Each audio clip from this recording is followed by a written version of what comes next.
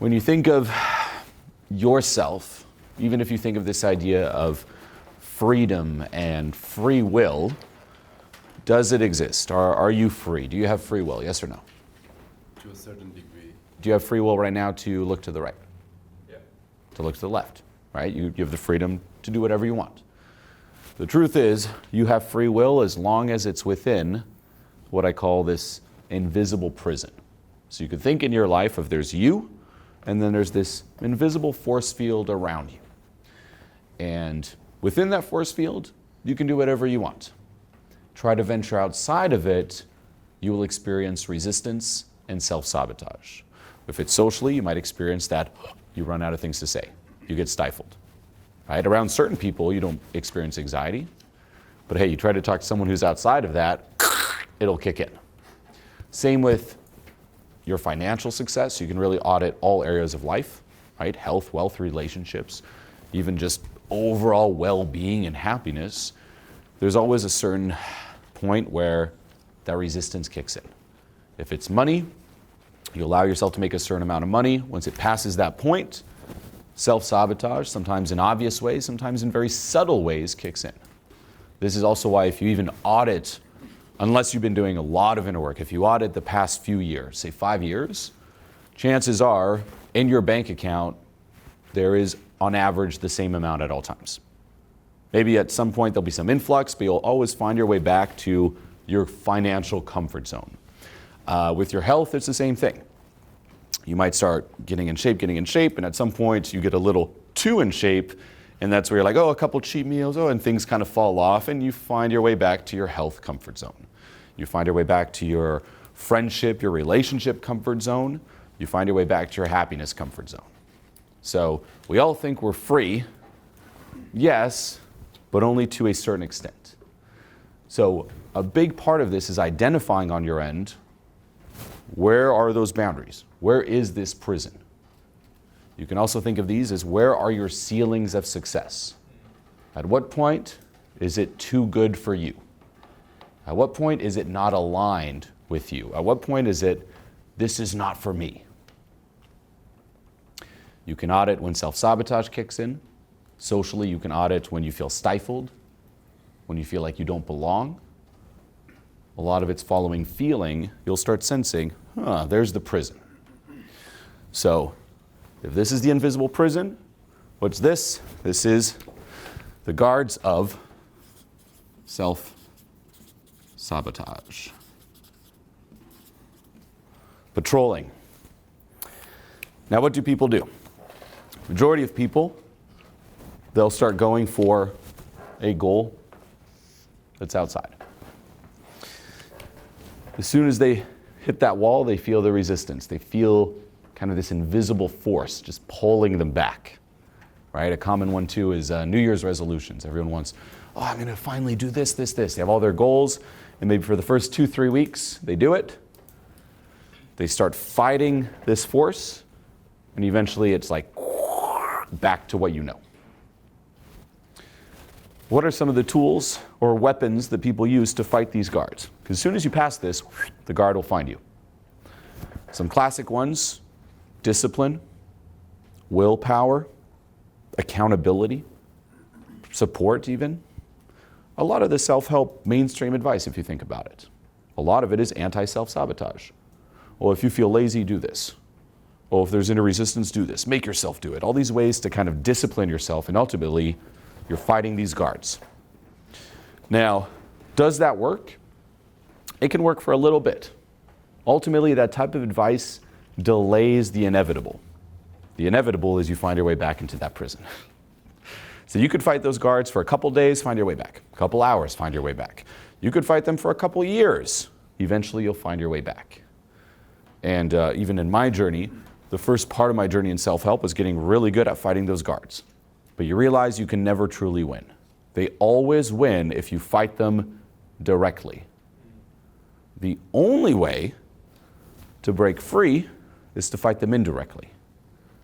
It's changing that question, what now, to why. Instead of, here's the guards, what now, let's fight them. Why are the guards here? And then what you realize is that the guards, once more, They're protecting the boundaries of this prison. Well, what's keeping this prison alive? What are perhaps the three generators where if I turn these off, the prison's gone? If the prison's gone, the guards are gone. And now you're free. And it's three things. The first one is trauma, past traumatic experiences. The other one are what I call core beliefs. And the last one is your core identity. Deactivate the three generators and you're free. Okay, so trauma is one to really dive into, different past traumatic experiences. That will create some of that blockage. Core beliefs, these are beliefs that you tend to form early on in your childhood. You could think of them as your original assumptions when it comes to people, when it comes to the world. Right? The way we figure this world out is we assume something. If this is true, then assuming that's true, then this is true. And then assuming this is true, then that is true. So we create, if you will, these belief trees. Right? And then a core belief is one that's at the bottom. And we tend to even put those out of our awareness, and we never question them. And even if you try to question them, there's massive resistance to letting go of them, because if you let go of them, then guess what? The whole tree crumbles. If my original assumption is false, then everything's false. Right? It's like if 2 + 2 = 4, say that's your assumption, then you're going to use that to make more assumptions. But then if it turns out 2 + 2 didn't equal 4, then all the work you've built on it is all worthless. So you'll see a lot of what holds you back here, and this is also one of those hidden payoffs, is you staying congruent to various core beliefs. For example, say, just as we were talking about with you, right? It's like, hey, if I, allow myself to be a leader, and it also linked to trauma, but there's perhaps a core belief that says me being a leader equals dangerous. Now, if that's the connection, right, you're going to stay aligned to it. And it's like, well, I'm not going to allow myself to ever be a leader. I don't want to be dangerous, so stay congruent. If you maybe even accomplished success when you were younger and say you lost a friend, you're like, success equals being alone. There's a core assumption, and then you filter the world through that and build more on it, and you always stay congruent to that. So core beliefs. And the last one is your core identity. And this is how you view yourself and who you consider yourself to be. And you will always stay congruent to that. If you consider you're someone who isn't, let's just say, very responsible, that's part of your core identity, and perhaps you think success equals a lot of responsibility, you're always going to self-sabotage, because if success is responsibility and I'm not responsible, that's not for me. So with self-sabotage, what you then realize is that you never actually, just like with the hand, sabotage yourself. There's always a payoff, and a lot of self-sabotage is you getting exactly what you want, but you're not aware necessarily of the part of you that is getting what it wants. And a lot of self-sabotage is staying congruent to core beliefs and your core identity. So a big part of inner work and letting go is bringing all this up to the surface, and then through the process of letting go, freeing yourself from it. Now, a great exercise to help you identify your core identity and even some of the associated core beliefs, because these are really tied. They go hand in hand. And this, on the surface, seems like a fun exercise, but it's really illuminating. It's asking yourself, if you had to pick a fictional character, it could be a movie character, a TV show character, a book character, an anime character. If you had to pick one out of all the fictional characters you know, what would be the character that would encompass and describe you the most accurately? Pick one. So in your head, I want you to pick one right now, and I want you to write it down. A character that just really encompasses you. If you have some trouble, you can also start looking at the different patterns, right? Or, okay, well, or stereotypes. For example, am I perhaps the sidekick, always helping others, but never being the main person? Am I the hero who's on this mission, but the mission is the most important, so you sacrifice personal life, relationships, because it's all about accomplishing your mission? Are you the hustler who always, or the underdog who always needs this big challenge to overcome, who always needs to be doubted because the glory is in overcoming it? Are you the loser? Are you the person in the movie in the background that no one notices? Are you the victim in the movie? For me, it was the self-destructive artist. Right? If I'm self-destructive, can I truly allow myself to succeed? No, because then I'm no longer self-destructive. So then even auditing my life earlier on, it was like so much self-destruction, self-sabotage, and I was actually giving myself what I unconsciously wanted because that's congruent to the self-destructive artist. There was actually massive resistance to succeeding because then I'm no longer self-destructive. And a lot of this has to do with significance. All of us, we try to find significance in that identity, in that character. And we think that the opposite, although it's consciously what we want, unconsciously it's like, well, then I'm no longer important and special. So a big one for you is, who are you? Pick that character. If there's one specifically that comes up from a movie, show, you name it, great. Otherwise, start general and get more precise. And then with that character, analyzing your life and the patterns in your life, which is also key. Look for patterns. We think every day is a new day. That's not true. We talked about this, right? Like 90% of your thoughts here today, same as you had yesterday. If you even take, I remember myself, I had so much trouble, say, socializing. When I first started out working on my social skills, I'd go out and try to meet people. And I thought every time I'd go out, it was like this new experience. Like today might be different, but it was always the same. Same excuses, same stifledness, same pattern, and just like living the same thing again and again. There's even a saying where it's like after the age of 7, right, exactly 7, on your 7th birthday, nothing really changes. It's the same patterns that get imprinted on you up until then that then are on a repeat. Sure, things change out here in the physical world, but the patterns, no. Even here, the person you consider yourself to be, that core identity, is one that you form earlier on in your childhood. You're just this grown-up version of that. So looking for patterns is also really key when it comes to this work. But this is something I'd write down, and with that character, I would ask myself, what are some of the pros and cons of being this character? Like I said, say you're the underdog. Well, one of the pros could be that you do put in a lot of work to fight these big obstacles. What could be a con? You always need a big obstacle to overcome. Success can't come easy to you. Or you can probably rarely enjoy the success or rarely be at peace because peace doesn't go hand in hand. There's no significance in peace.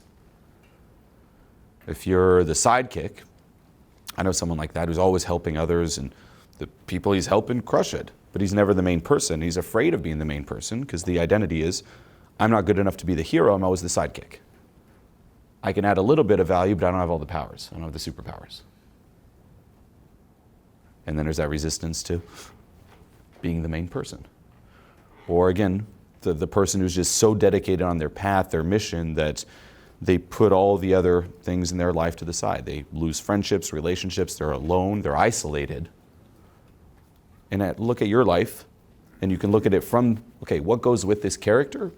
And you can also look at the patterns in your life and be like, how could this link to the character? Or perhaps I thought I was this character, but I'm this character. Or there's this character with this pattern. But like familiarizing yourself with your identity, who you consider yourself to be, is key.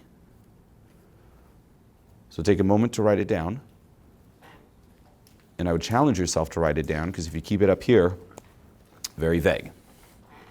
Once you wrote down the character, the pros and cons, with an emphasis on the cons, because that's what you're really going to want to let go of, I would then write down health equals, wealth equals, relationships equal, and leave space for perhaps a paragraph, and just write down whatever kicks in, whatever word comes up associated to that. This will help with core beliefs. For example, we talked about success equals, the right answer you all want to give is great, the goal. It's like, no, what's the real answer? Not the right one. Success could be scary, could be a lot of work. Could be in your mind, you could think, oh, well, success is a lot of discipline. And then maybe a part of you is like, you know what, I'm not that disciplined, or I don't want to live a life filled with discipline, so you're going to push success away. Success could also be, now you're a target, pressure, betrayal. What about health? Right? By the way, also with success and health, it could also be just living a very serious life, a lot of seriousness. Wealth, right? When people think even money, what could come up? Things like, the 1%, right? Evil, scammy. And then you might push it away because you don't want to be evil or scammy or corrupt. So filling out all those, again, health, wealth, relationships, equal, put in all the words, can really bring some awareness to some of the reasons you might be pushing it away. And then a big one too with trauma is looking for whenever you get triggered. Yes? Can you have multiple core identities? Because I feel identified with a hustler, but also with kind of a nice guy. Yes. You can even have different identities in different areas of life. For example, job-wise, you could have this identity. Personal life, you could this identity. So yes, you can go really detailed with this, or just kind of overall do a mishmash of it, like a general one. But yes, there's layers and layers and layers, oh yeah. Health equals wealth equals Relationships. Yeah, you can also do success. Really anything you're after, right? For you, it could even just say, okay, a life without self-sabotage, a life without weed equals, and see what comes up.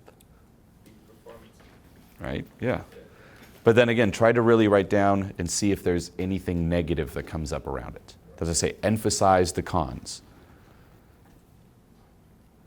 That's what we want to audit for. It's like, is there any part of me that is linking this to something bad or scary? Identify what the bad, scary thing is, let go of it, and things get easy. And then this also brings in another key model when it comes to work ethic and discipline, where, just say this is you.